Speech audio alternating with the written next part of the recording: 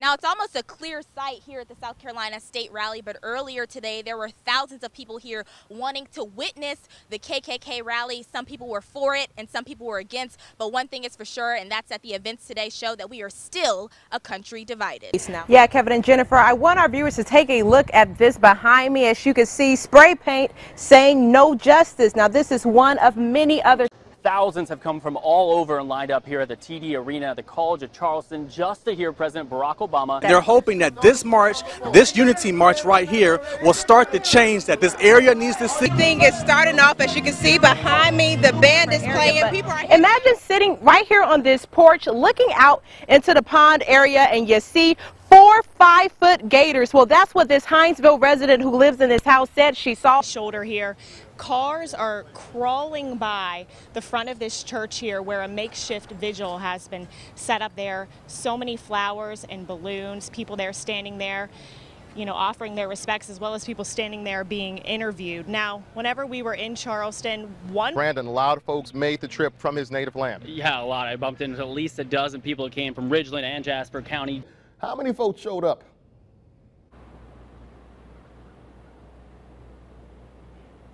well, guys, you know, there was about 1,500 people that came from all over to see this big announcement, including a lot of little kids that came here on field trips from other areas of the state. Community is going to be comforted, but what about the mother? Never comfort. Never. We are never going to get over that pain of losing our child. Then she lost her child from somebody who's supposed to protect the community and the family. Lord knows my prayers are with you.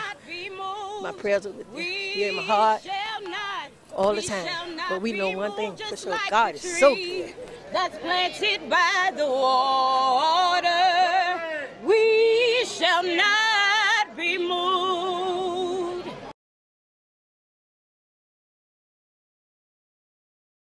Like a lot of people, Marian Hobson met her best friend, Marianne Collins, at work, teaching high school. We both were getting divorced about the same time, and so we had a lot of camaraderie and things in common, and both had small children. And like a lot of best friends, Hobson and Collins went on vacation together. So on July 4th of 2012, they headed out to Hilton Head. They brought along Collins' stepmother, Fran Dunian. We had a wonderful week, you know, just wonderful week. Out on the beach, eating out, had a great time. The group was heading back to their homes in Greenville, driving north on I-95 in Jasper County. Fran swerved, and then she ran off the road. She ran into the center part of the road, the median, and then hit a tree. Marianne Collins and Fran Dunian were killed. Marian Hobson survived, but barely. This arm was completely broken to the point that they had to put in a fake bone. Kneecaps were crushed, and they said that my handicap was just too great to be able to do my job safely. So that ended my job, that ended my career right there. And it's still like a death. It's been more than 3 years, and Hobson still goes to therapy for PTSD. Looking at my medication to decide, am I depressed, anxiety, and I am honestly having a great amount of road anxiety. And she's not alone. South Carolina is tied with West Virginia for the highest roadway fatality rate in the country. According to TRIP, a nonprofit transportation research group, roadway features are likely a contributing factor in 1/3 of all fatal or serious accidents in South Carolina. You know, people don't want to damage their car, so then you end up with all the potholes having to swerve for them or trying to, a lot of times end up running off the roads, and then that causes an accident. The South Carolina Alliance to Fix Our Roads echoes those concerns, saying that state spending has not kept up with the population boom. We haven't had increased funding since '87, and we're adding 40,000 new drivers a year in South Carolina. It seems like everyone can agree the roads need fixing. Okay, I don't think there's any question that the state of the roads in South Carolina and the bridges are in poor condition. Including the man who's been key in putting the brakes on the state spending more on infrastructure, Beaufort Senator Tom Davis. We have some serious reforms to make in regard to the expenditure process before we go back to the taxpayers of South Carolina and say we're going to raise your gas taxes and spend more money.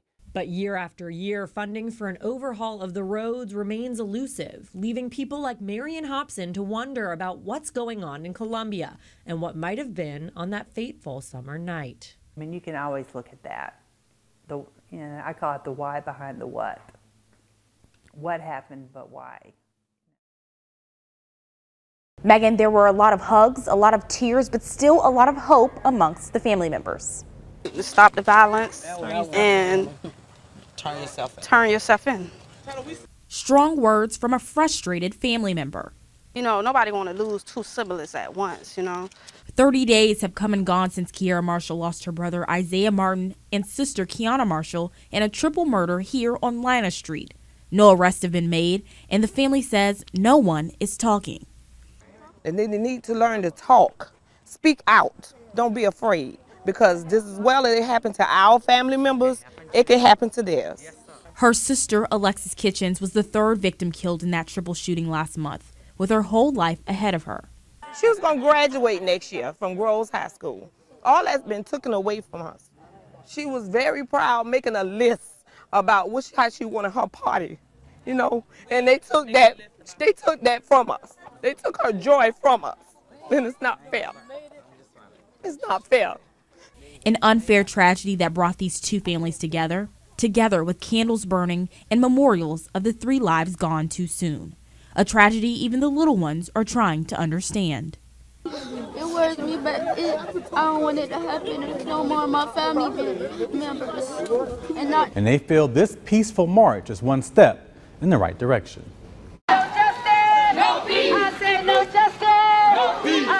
No justice, no peace is a common message heard around the country lately, but now those 4 words are being echoed right here in Savannah. We are not understanding as a community. A community that is in shock after 29-year-old Charles Smith was shot and killed while officers were trying to arrest him Thursday morning on Augusta Avenue. Now, the Georgia Bureau of Investigation says he was handcuffed behind his back, but was able to move his hands to the front of his body and kick out the window of the patrol car. That's when Metro Police Officer David Janot says he saw a gun on Smith and shot and killed him. Now the community is marching for justice. Do you think this march will help?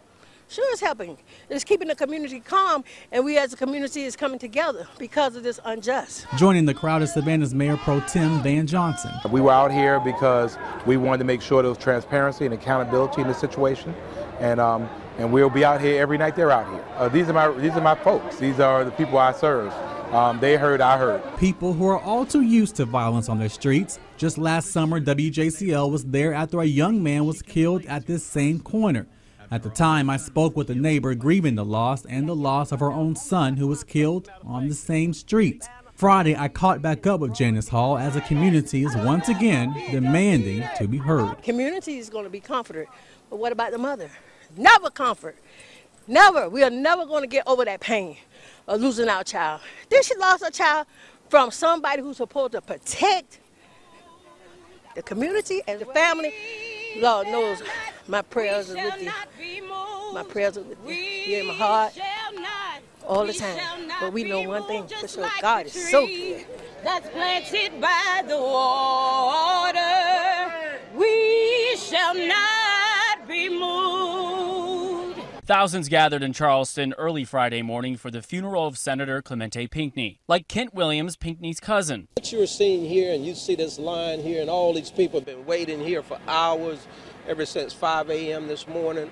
This is Clemente Pinckney. The funeral service was first come, first served basis, meaning many wouldn't get into the arena. But that didn't stop some of Jasper County High School's class of '91 from coming to Charleston. We owe him. We owe him, so I wouldn't be anywhere else except for here. Williams hopes the country will understand after today who Clemente Pinckney was and what he stood for in South Carolina. This is going to be a tremendous, tremendous loss for the state of South Carolina. Many of those people were turned away from the arena around 10:30 when they reached capacity.